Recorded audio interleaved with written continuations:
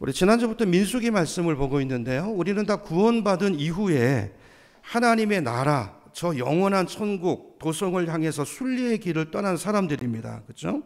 근데 우리가 어떻게 이 길을 잘 걸어갈 것인가 하는 것을 이제 우리가 민수기 말씀을 통해서 살펴보고 있는데요. 자, 오늘은 이제 3장에서 이제 5장까지 말씀을 이렇게 쭉 전체적으로 개요 살펴보면서 자, 우리에게 주시는 하나님의 음성을 듣는 시간이 되기를 간절히 소망합니다. 자, 민수기 오늘 살펴볼 이제 3장부터 5장까지 말씀은 크게 두 단락으로 나눌 수 있는데요. 3장과 4장은 제사들에 대한 제사장들에 대한 이야기가 기록이 되어 있어요.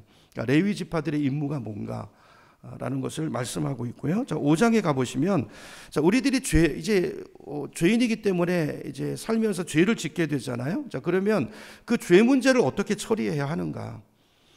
공동체의 가장 중요한 것은 거룩인데 이 정결을 거룩을 어떻게 지켜나갈 것인가, 이 죄에 대한 처리 문제를 이제 5장에서 다루고 있습니다.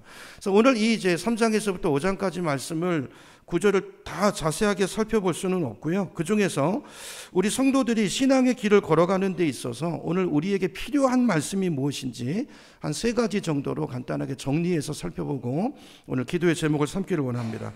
자, 제일 먼저 나눌 말씀은 제사장에 대한 말씀인데요. 먼저 1절로 가보겠습니다. 성경을 보세요. 민수기 3장 이제 1절, 2절을 보시면 먼저 아론의 아들들을 소개하죠. 자, 2절을 보면 이렇게 말합니다. 아론의 아들들의 이름은 이러하니 장자는 나답이요 다음은 아비후와 엘르아살과 이다말이니. 자, 아론의 네 아들의 이름을 이야기해요. 자, 그리고 3절을 보면 자, 이들이 어떤 일을 하는 사람들인가를 설명하고 있습니다. 그들은 기름 부음을 받고 어떻게 된 사람이에요? 구별하신 사람이에요. 하나님이 거룩하게 구별한 사람들인데, 자, 이 사람 구별돼서 제사장 직분을 위임받은 제사장들이라 이렇게 설명합니다. 그러니까 아론의 아들들은 다 제사장들이라는 것이죠. 자, 그런데 4절 중요한 것이 있어요. 4절입니다. 4절은 우리 같이 한번 읽어보겠습니다. 시작. 나답과 아비후는 시내 광야에서 여호와 앞에 다른 불을 들이다가 여호와 앞에서 죽어 자식이 없었으며 엘르아살과 이다말이 그의 아버지 아론 앞에서 제사장의 직분을 행하였더라 그랬어요. 무슨 말입니까? 아론의 네 아들 중에서 나답과 아비후란 두 아들이 죽었다는 이야기가 기록되어 있어요. 여러분, 이 말씀이 왜 성경에 기록되어 있을까요? 디모데후서 3장 16절에 보면 바울이 이렇게 말합니다. 모든 성경은 하나님의 감동으로 된 것으로 교훈과 책망과 바르게 함과 의로 교육하기에 유익하니 이는 하나님의 사람으로, 우리들을 말하는 것이죠, 온전하게 하며 모든 선한 일을 행할 능력을 갖추게 함이라 그랬어요. 자, 오늘 이 말씀에 의하면 우리가 방금 읽은 민수기 말씀은 여러분이 생각하실 때 어떤 교훈의 말씀인 것 같습니까? 성경에는 축복의 말씀도 있고 우리를 경고하는 경고의 말씀도 담겨 있는데 오늘 본문 읽은 본문은 어디에 해당되는 말씀 같아요? 경고죠, 경고. 그죠? 이렇게 하면 안 된다는 것입니다. 특별히 예배에 대해서 가르쳐주고 있는 말씀이에요. 자, 이런 말씀을 우리가 귀 기울여 드려야 되는 것이죠. 왜냐하면 이 말씀은 우리를 의로 교육하기 위해서, 또 예배가 무엇인가를 가르쳐주기 위해서 오늘 본문에 기록해 놓은 말씀이기 때문에 그래요. 자, 오늘 내용을 보면 안타까운 것은 제사장으로 부름받았어요. 얼마나 귀한 직분입니까? 자, 그런데 그렇게 부름받은 그 나답과 아비후가 뭐 하다가 죽었다고 말씀해요? 예배를 드리다가 죽었대요. 다른 못된 짓을 하다가 죄를 짓다가 죽은 것이 아니라 제사를 드리다가 나에게 주신 직분, 그 소명을 감당하다가 죽었다라는 말씀이 기록되어 있어요. 그렇기 때문에 오늘 이 말씀은 저와 여러분, 우리 성도들에게 더 중요한 경고의 말씀이 되는 것이죠. 자, 그러면 질문이 생기죠. 이들이 왜 죽었을까요? 왜 하나님의 거룩한 제사를 받들다가 죽은 것일까? 이유가 뭘까요? 그 이유가 오늘 본문에도 나오지만 레위기 16장에 가면요, 좀 더 자세하게 기록이 되어 있어요. 우리 레위기 16장 12절을 보겠습니다. 우리 스크린을 보시면 될 것 같아요. 자, 여기 보시면 향로를 가져다가, 제사장의 일이죠. 자, 가져다가 어디에 피운 불을 담았다고 말씀합니까? 여호와 앞 제단 위에서 피운 불을, 그걸 이제 향로에다 채우고, 거기에다 또 곱게 간 향기로운 향을 두 손에 채워가지고 휘장 안에 들어가서, 그죠? 들어가서 13절 보여주세요. 여호와 앞에서, 누구 앞에서요? 여호와 앞에서. 여러분, 우리가 드리는 예배는 어디서 누구 앞에 드리는 예배입니까? 하나님 앞에서 드리는 예배를 잊어버리면 안 된다는 거예요. 자, 하나님 앞에서 이렇게 기록된 말씀대로 규례대로 제사장 직분을 감당한 거예요. 그렇게 분향하다가 이대로 해야 되는데 13절에 보니까 자, 요렇게 해야 그가 죽지 아니하실 것이다 이렇게 말씀하고 있잖아요. 자, 그런데 이 직무를 수행해야 되는 사람은요, 지금 레위기 16장에 있는 이 구절들은 일반 제사장들에게 명하는 규례가 아니고요, 대제사장의 업무입니다. 대제사장의 업무예요. 그러니까 다시 말해서 아론만이 감당해야 되는 일을 설명하고 있는 거예요. 자, 그런데 나답과 아비후는 자기들이 대제사장이 아닙니다. 자, 그런데도 아버지가 대제사장이니까 자기가 해도 되는 줄 알고 그 일을 하다가 죽었다는 거예요. 여러분, 하나님이 구별하신 사람에게 구별된 일을 맡겨놓으신 거예요. 그리고 그 일도 어떻게 해야 되는지 하나님께서 분명한 지침이 있어요. 자, 불은 반드시 어떤 불이어야 합니까? 말씀해 보니까 여호와 앞, 그죠? 제단 위에서 피운 불이어야 하는데 이들은 어떻게 했어요? 자기 일도 아닌데 자기가 하면서 그것도 성경의 규례대로 한 것이 아니라 다른 데서 가져온 불로 마구 피워버린 것입니다. 자, 이걸 오늘 본문 4절은 민수기 말씀은 다른 불을 들이다가 죽었다고 기록하고 있어요. 여러분, 오늘 본문 4절을 다시 보세요. 여러분, 성경을 보시면 4절을 보시면 자, 오늘 이 4절 말씀에 우리가 드리는 예배와 관련해서 아주 중요한 단어가 있는데요. 그게 뭘까요? 4절을 다시 보세요. 나답과 아비후는 시내 광야에서 누구 앞에요? 여호와 앞에 다른 불을 들이다가 어디서 죽었다고요? 여호와 앞에서 죽었다라고 말씀하고 있어요. 여러분 보실 때 이 구절에서 어떤 단어가 강조되고 있습니까? 여호와 앞에서라는 단어죠. 여호와 앞에서. 여러분, 오늘 성경이 우리에게 뭘 교훈하고 싶은 걸까요?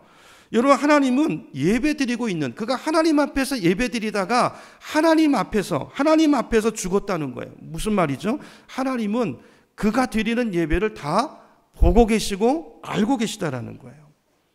여러분, 오늘 본문이 우리에게 뭘 말씀합니까? 우리 이 자리에 오늘 우리가 예배 드리고 있지만 하나님은 우리 예배에 관심이 있으세요. 누가 예배를 어떻게 드리는가, 그죠? 우리가 이 자리에 앉아 있지만 하나님 우리의 중심을 보시고 우리의 마음을 보시고 예배 드리는 그 사람들의 모든 상태를 다 보시고 알고 계시는 하나님이시라는 거예요. 내가 어떤 마음을 가지고 여기 와 있는지. 여러분, 예배 드릴 때 내가 하나님 앞에 서 있다는 것을 기억하시는 여러분 되기를 축복합니다. 자, 그렇기 때문에 오늘 이 말씀을 오늘 우리 삶에 적용하면 여러분 생각해 보세요. 지금은 우리 신약 시대는 누가 제사장입니까? 우리 한 사람 한 사람이 다 하나님 앞에 제사장들이에요. 그렇죠? 하나님 앞에 예배 드리는 사람들이란 말이에요. 하나님 예배하는. 그럼 한번 생각해 보세요. 여러분, 저와 여러분이 지금까지 얼마나 많은 예배를 하나님 앞에서 드렸습니까? 그렇다면 만일 하나님께서 오늘 나답과 아비후처럼 정성되지 않은 마음으로, 그죠? 잘못된 예배를 드리는 그들처럼 우리를 똑같이 대하셨다면 오늘 우리는 어떻게 됐을까요? 여러분, 어떻게 됐을 것 같으세요? 우리 옆에 분에게 한번 인사하겠습니다. 돌아가셨습니다. 여러분, 안타깝지만 여러분 돌아가셨어요. 저나 여러분이나 아마 죽어도 수백 번은 더 죽었을 것입니다. 주님은 오늘 하나님 앞에 잘못된 예배를 드리다가 거룩하게 구별된 성도로 부름받았는데, 제사장으로 부름받았는데 그 규례대로 말씀대로 예배하고 말씀대로 순례길을 걷고 말씀대로 신앙생활이 하는 것이 아니라 자기 소견대로 내 생각대로 그렇게 하나님을 예배하다가 죽은 이 나답과 아비후의 이야기를 통해서 주님 우리에게 말씀하고 싶으신 게 있는 거예요. 오늘 지금은 하나님께서 우리를 나답과 아비후처럼 우리를 죽이시지는 않지만 하나님은 예배 시간에 우리의 무엇이 죽기를 바라는 것일까요? 우리의 자아가 죽기를 바라시는 마음인 줄로 믿습니다.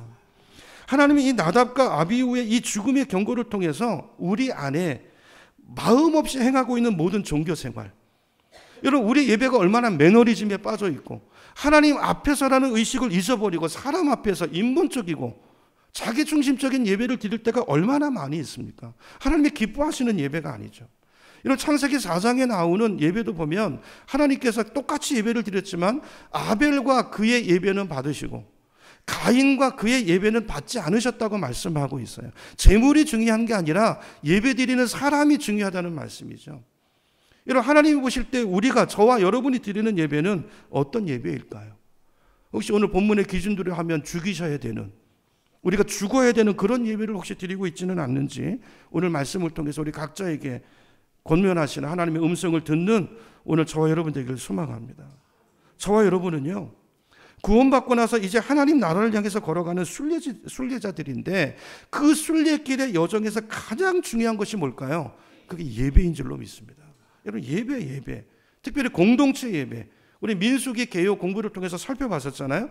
예배가 바로 서야 우리 삶이 바로 서고, 그죠? 이 땅에서 우리의 삶이 하나님이 기뻐하시는, 받으시는 삶의 예배가 되고 의미 있는 인생이 될 줄로 믿습니다. 우리가 지난주일에 본 것처럼 하나님 백성들이 이제 구원받고 출애굽해서 시내산에서 하나님의 법을 받잖아요. 그리고 나서 주신 것이 성막이었죠. 성막. 여러분, 하나님 백성들의 삶의 중심에는 무엇이 있었습니까? 성막이 있었어요. 이스라엘 백성들. 그걸 통해서 우리에게 가르쳐주고 계시는. 성막은 뭐 하는 곳이죠? 하나님을 예배하는 곳이에요. 그렇죠? 하나님을 만나는 곳이에요. 자, 그림으로 보면 다시 한번 그림을 보여주세요. 저런 그림이라고 그랬죠. 가운데 빨간 것이 뭡니까? 성막의 성막. 하나님 예배하는 처소입니다. 그렇죠? 그게 이스라엘 백성의 모든 진영의 중심에 있어요. 중심에. 그 성막을 중심으로 해서 각 세 지파씩 동서남북으로 진을 치고, 그렇죠? 그렇게 머무는 거예요. 무엇을 말하는 것입니까? 구원 이후 우리 삶의 중심에는 뭐가 있어야 된다고요? 예배가 있어야 된다는 거예요. 중심 대신 그리스도, 그죠? 하나님이 우리 삶의 중심에 있어야 된다는 것입니다. 이런 바라기는 저와 여러분의 삶이 교회 중심, 공동체 중심의 삶이 되기를 바라고요. 예배 중심의 삶이 되기를 주님의 이름으로 축복합니다. 그래야 인생이 바로 갈 수 있다는 거예요. 이게 먼저 잡혀야 돼요. 이게 첫 번째예요, 첫 번째. 이게 첫 번째 메시지입니다. 자, 저와 여러분이 구원받은 게 끝이 아니고 이제 우리가 살아가야 될 인생이 있고 삶이 있는데 그 삶은 저 영원한 도성을 향해 가는 순례의 길인데 그 길을 어떻게 잘 걸어갈 수 있는가? 첫 번째는요, 우리 예배가 살아있어야 된다는 거예요. 여러분, 예배. 여러분의 삶의 예배가 살아있습니까? 여러분의 삶의 중심이 예배 중심으로 삶이 돌아가고 있습니까? 이걸 점검해 봐야 된다는 것입니다. 오늘 제사를 드리다가 나답과 아비후가 죽은 것처럼 이게 얼마나 안타까운 일이에요? 오늘 저와 여러분의 잘못된 예배의 태도와 습관적인 매너리즘에 빠져 있는, 죽어 있는 예배가 다시 살아나고, 그죠? 하나님 앞에 바로 점검되는 바른 예배로 세워지는 그런 복된 은혜의 시간이 되기를 소망합니다. 요한계시록 3장 15절에 보니까요, 주님의 라오디게아 교회를 향해서 이렇게 책망하세요. 이거 교회를 향한 말씀입니다. 15절 제가 읽습니다. 내가 너의 행위를 아노니 네가 차지도 아니하고 뜨겁지도 아니하도다. 네가 차든지 뜨겁든지 하기를 원하노라. 16절 네가 이같이 미지근하여 뜨겁지도 아니하고 차지도 아니하니 내 입에서 너를 어떻게 하신다고요? 토하여 버리리라. 그래서 토하여 버리리라. 원문을 보면요, 뱉어버리시겠다는 뜻이에요. 뱉어버리겠다는 거예요. 하나님이 받을 수 없는 예배라는 거. 여러분, 예배는요, 누구 앞에 드리는 것입니까? 전능하신 창조주 하나님 앞에 드리는 예배라는 것을 우리가 놓쳐서는 안 돼요. 내 예배를 받으시는 분이 누군가? 그분이 누구인가? 그분이 누구인가? 여러분, 오늘 하나님 앞에서 내가 지금 이렇게 예배해도 되는지, 내 모습을 보신다면 혹시 하나님께서 진노하시지는 않으실지. 나답과 아비후는 죽이셨잖아요. 그죠? 여러분, 우리 돌아봐야 돼요. 돌아봐야 돼요.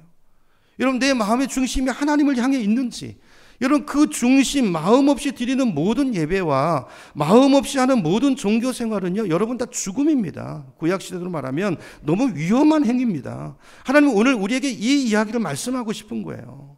예배 드리는 우리를 향해서 너희들이 지금 도대체 나를 어떻게 알고 나를 누구로 여기면서 예배를 드리고 있느냐, 그걸 점검하라는 거예요. 점검하라는 거예요. 구약에 보면 계속 이 말씀을 하세요. 선지서를 보면요, 그 중에 한 군데 말씀만 볼게요. 말라기 1장 8절을 보니까 주님이 이렇게 말씀합니다. 말라기 1장 8절 제가 읽어볼게요. 만군의 여호와가 이르노라 너희가 눈먼 희생 제물을 바치는 것이 어찌 악하지 아니하며. 여러분, 주일날 우리가 드리는 예물이 하나님 보시기에 악할 수 있다는 거예요. 이거 기억하셔야 됩니다.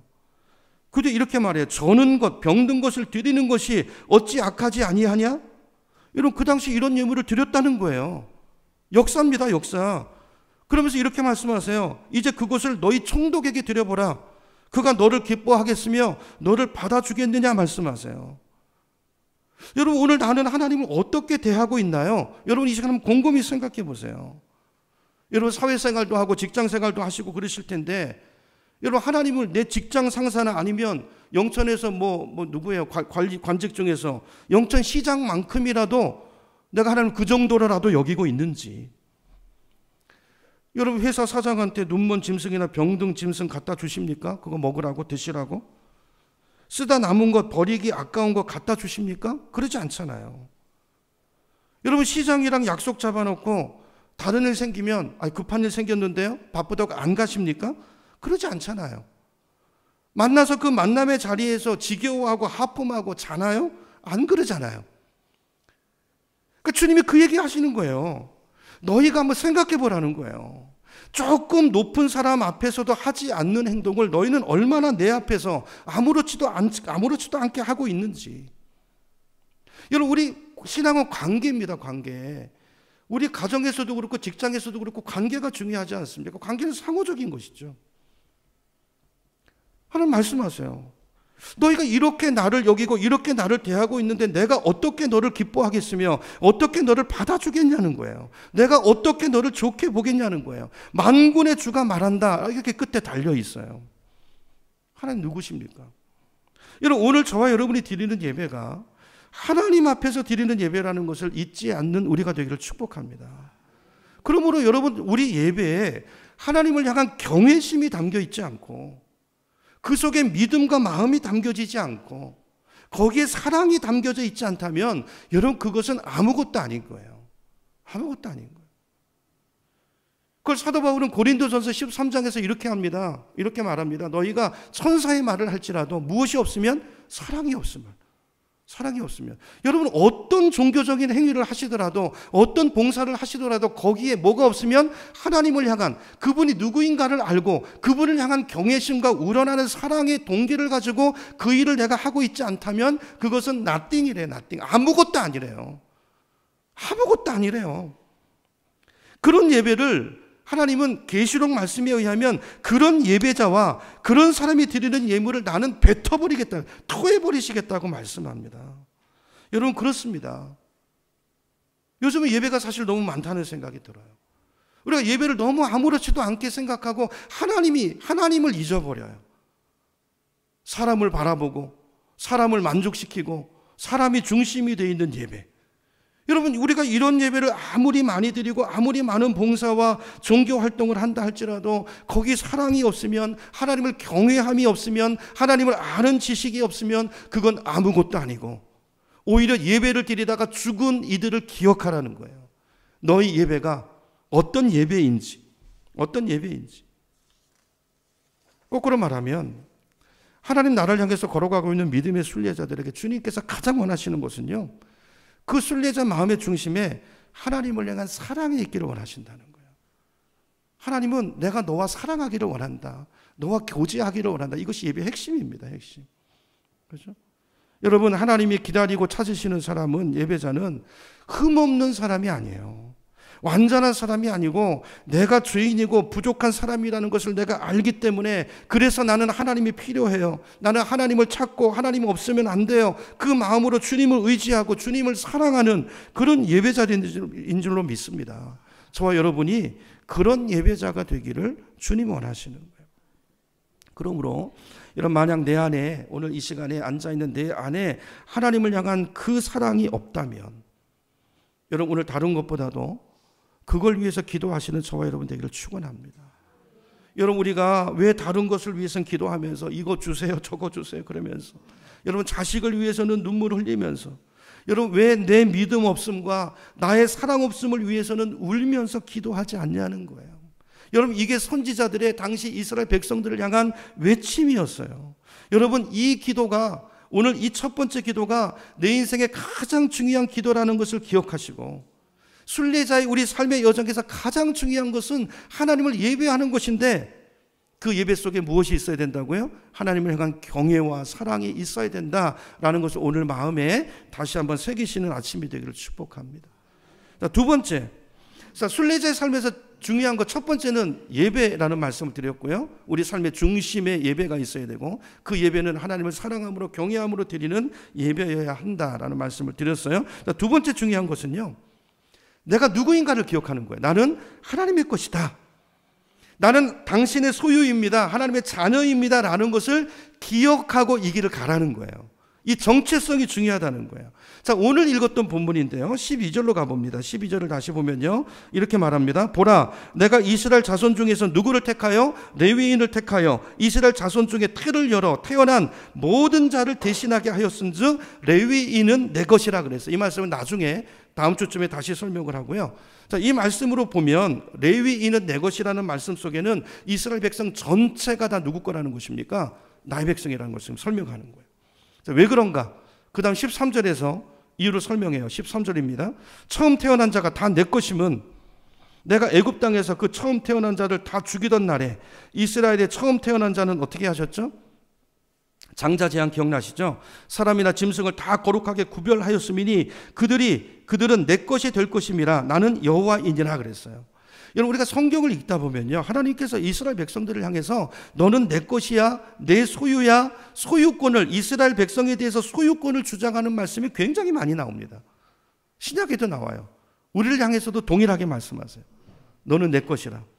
너는 내 사랑하는 내 아들이라. 여러분, 저와 여러분이 예수님을 믿으면 하나님의 자녀가 되는 줄로 믿습니다. 여러분, 자녀가 된다는 말은 바꿔 말하면 뭐죠? 너는 내 거라는 거예요. 내 아들이야, 내 소유야. 이 말은 또 바꿔 말하면 이제부터 너의 삶은 누가 책임진다? 내가 책임진다. 내가 너의 아빠야. 내가 너의 하나님이야. 그죠? 그 선언이에요. 여러분, 이건 구속이 아니고 특권입니다. 특권. 아멘이시죠?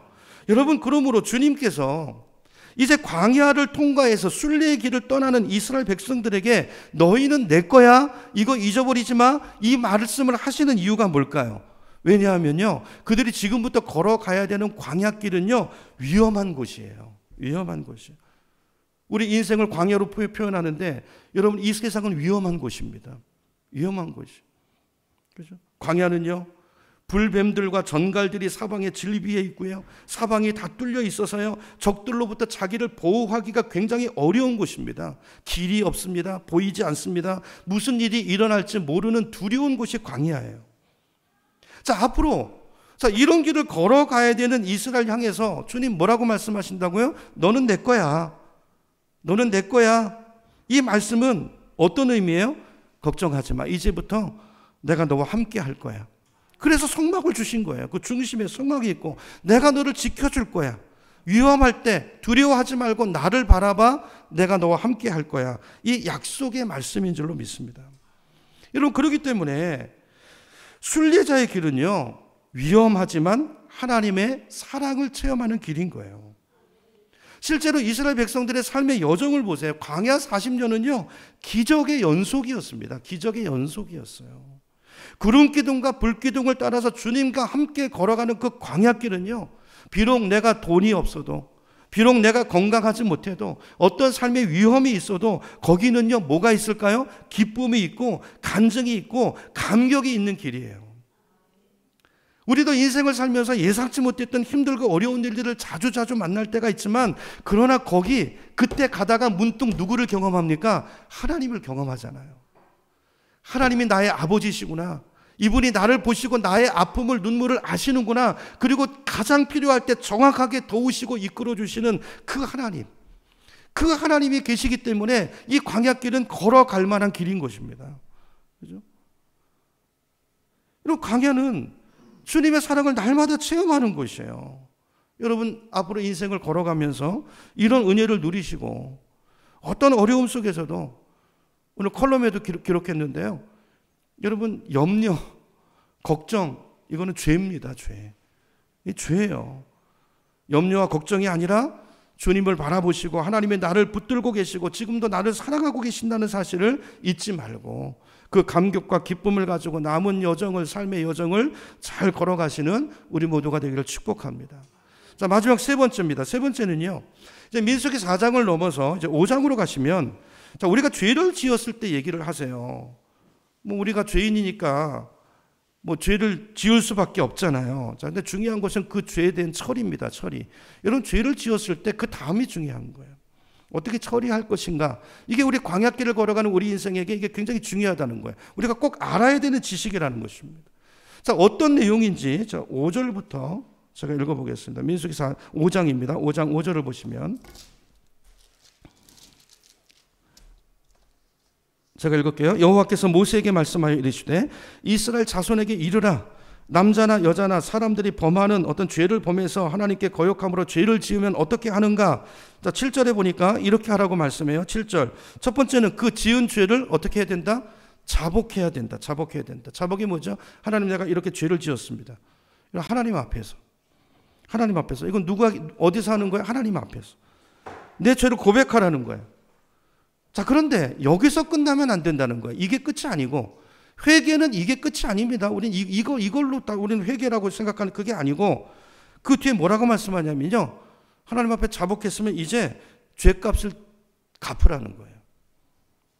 온전히 갚되, 예를 들어서 누구에게 피해를 줬다면, 그죠?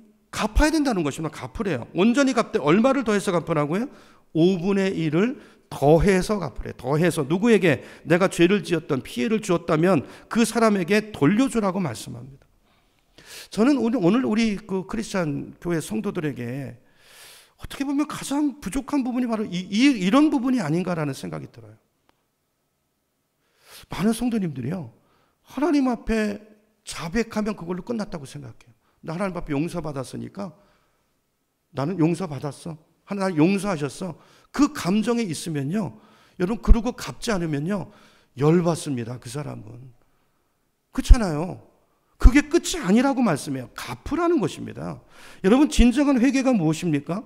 하나님께만 용서를 구하면 되는 것이 아니고, 내가 누군가에게 피해를 입혔다면, 아프게 했다면, 그 죄를 범한 사람한테 내가 그에게 어떤 피해를 준 게 있다면 그걸 온전히 갚으라는 거예요. 그 온전히는 뭡니까? 얼마를 더해서 5분의 1을 더해서, 이게 온전이에요. 그래서 이렇게 갚으라는 거예요. 여러분, 이렇게 하시기를 축복합니다. 하나님의 말씀이에요. 그 사람이 괜찮다고 하기 전에는 갚아줘야 돼요. 여러분, 이런 말씀을 하시는 의미가 뭔가를 기억하셔야 돼요. 여러분, 이거는 공동체에게 주시는 말씀이에요. 이 길을 함께 걸어가는 사람들이 있단 말이에요. 그 사람들과의 관계 속에서 반드시 이렇게 해야 된다는 거예요. 반드시. 근데 8절을 보세요. 8절. 근데 8절. 근데 만일 내가 죄를 갚아야 될 사람이 없어요. 돌아가셨을 수도 있잖아요. 세상을 떠났거나. 그걸 갚을 만한 사람이 주변에, 뭐 예를 들어서 자녀가 살아있으면 자녀한테 갚으면 되는데 자녀도 없고 가까운 친척도 없어요. 그러면 그 값을 어떻게 하라고 말씀합니까? 하나님께 드리래요. 그러니까 죄의 값을 지불하라고 이야기하는 것입니다. 자, 이렇게 하라고 말씀하는 이유가 뭘까요? 저는 여기 한 2가지 정도 이유가 있다고 봐요. 첫 번째는요, 우리가 죄값을 치르는 이런 행위로 인해서 이 죄가 얼마나 무서운 것인가를 기억하라는 거예요. 이런 죄를 반복하지 말라는 거예요. 이미 하나님이 용서하셨지만 우리 안에 있는 죄책들이 있잖아요. 그런 마음의 짐을 내려놓게 하시는 일종의 어떤 조치들이라고 봐요. 그래야 깨끗하잖아요. 여러분, 그렇잖아요. 그래야 하나님 앞에 자백하고 이웃과의 관계도 풀으셔야 되잖아요. 그렇죠? 그래야 깨끗하죠. 그죠? 하나님 이걸 원하시는 것이고요. 또 한 가지, 자, 5분의 1을 더해서 갚으라는 이 말씀 속에 담겨있는 주님의 마음은 뭘까요? 공동체에 대한 마음이에요. 공동체에 대한 마음을 굉장히 신중하게 가지라는 뜻으로 저는 봐요. 여러분, 이 말은 단순히 피해를 주지 않는 그런 차원이 아니라, 죄를 지었으면 적극적으로, 그죠? 갚아주고 이웃을 적극적으로 사랑하라. 함께 걸어가야 될 너의 형제고 이웃이고 지체다라는 것을 마음속에 담도록 하기 위한 율법이고 저는 조치라고 믿습니다. 여러분, 오늘 본문의 말씀뿐 아니라 이런 모세 오경을 뭐 전부 다 읽어보시면요, 순리의 길을 함께 걸어가는 지체들이 있잖아요. 그 공동체가 있잖아요. 아까 그림에서 봤지만 같은 지인, 우리로 말하면 목장 안에, 그래서 전체 공동체 안에 그런 그룹들이 있잖아요. 그 영적인 가족 식구들끼리 서로 아끼고 돌봐주고 사랑해주고 끌어주고, 그래서 신신당부하는 말씀들이 곳곳에 들어있습니다. 결국 하나님께서는 죄에 대한 말씀을 하면서 서로 간에 용서받고, 죄를 지었을 때 용서해주고 용서받고, 이것도 중요하지만 그것보다 선행돼야 될 것은 옆 사람을 사랑하라는 거예요. 사랑하라는 거예요. 여러분, 순례자의 길을 걸어가는 저와 여러분에게 중요한 것 세 번째가 뭘까요? 세 번째는 형제 사랑의 마음인 줄로 믿습니다. 여러분, 나 혼자 열심히 가지 마시고요. 같이 가세요. 같이. 옆에를 돌아보시고, 지체를 돌아보시고, 뒤떨어져 있는 지체는 없는가?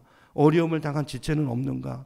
돌봐줄 형제는 없는가를 돌아보라는 거예요. 함께 가도록 하나님께서 그렇게 우리를 같이 부르셨다는 거예요. 결국 오늘 말씀을 세 가지를 다 정리하면요, 핵심은 전부 사랑입니다. 예배가 중요한데 그 예배 속에 하나님을 향한 사랑이 있어야 된다. 그리고 내가 하나님의 사랑받는 자녀라는 걸 잊지 말아야 된다. 하나님의 사랑을 듬뿍 받아라. 그리고 하나님께 합당한 그 사랑으로 영광과 그 마음을 돌려드려라. 그리고 이웃을, 위로 하나님을 향한 사랑, 또 이웃을, 그 사랑이 이웃들에게 흐르게 하라. 그 사랑으로 함께 가라. 이것이 오늘 본문의 핵심이에요. 핵심. 여러분, 이 시간 한번 우리 안에 여러분의 삶을 점검해 보시기 바랍니다. 여러분 안에 사랑이 있습니까? 이 사랑이 있으신가요? 하나님을 향한, 나를 향한 하나님의 사랑을 아십니까?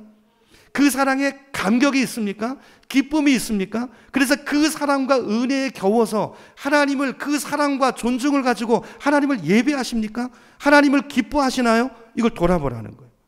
그리고 그 사랑이 나를 강권해서 그 사랑이 이웃을 향한 사랑으로 뻗어가고 있습니까?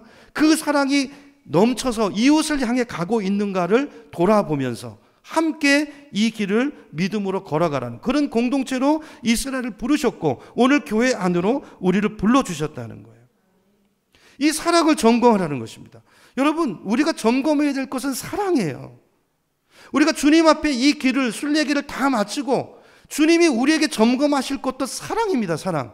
네가 사랑으로 이 길을 잘 걸어왔는지, 네 안에 사랑이 있는지, 나를 닮은 사랑이 있는지, 그 사랑의 열매가 있는지 주님은 그거를 보기를 원하시는 줄로 믿습니다. 사랑이에요. 사랑. 여러분, 지금까지 내가 인생을 잘 순례길을 걸어왔는가를 점검해보는, 누가 잘 걸어온 거예요? 내 안에 사랑이 있는 사람이에요. 하나님을 사랑하는 예배가 있고 지체를 사랑하고 그 사랑을 나누고 그 사랑이 내 안에 있는 사람은 잘 가고 있는 것입니다. 여러분, 이걸 점검해 볼 수 있는 성경 구절이 있는데 그게 고린도전서 13장 말씀이에요. 13장 보여주세요. 4절부터 보시면 사랑은, 괄호 쳐놨죠? 사랑이 뭔가를 얘기하죠. 우리 속에 사랑이 있어야 되는데 이 사랑이 뭔가 추상적인 게 아니고 사랑은 행동이라고 그랬어요. 명사가 아니고 동사입니다. 동사.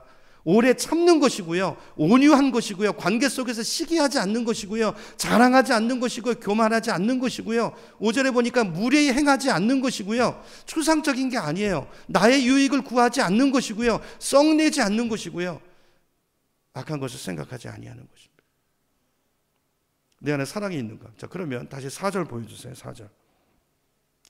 자, 사랑 자리에다가요, 자기 이름을 한번 넣어서 읽어보세요. 여러분, 자기 이름을 넣어서. 순례의 길을 통해서 내가 이런 사람이 되기를 원하시는 거, 하나님 그렇게 빚어내시는 거. 그 중심에 사랑이신 예수 그리스도, 성막은 예수님이잖아요. 예수님을 예배하면서 날마다 그분을 보면서 그분을 닮아가면서 저렇게 되어가고 있는지, 저 고린도전서 13장의 말씀은 전부 예수님의 성품입니다.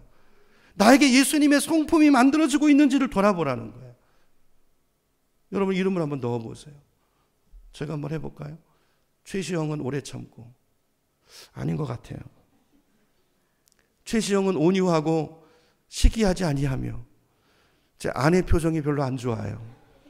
아닌 것 같아요. 여러분 어떠십니까? 여러분 어떠세요? 성경은 저게 사랑이라고 말씀하는데 우리 안에 저런 모습이 있습니까? 있나요? 여러분, 순례자의 삶은 옆 사람을, 형제를 사랑하며 가는 길이라는 걸 잊지 마시기 바랍니다. 근데 이게 억지로 안 돼요. 인위로 안 되고 예배도 마찬가지입니다. 예배는 하나님을 사랑하는 것인데 이것도 인위로 안 돼요. 하나님의 사랑이 부어져야 됩니다.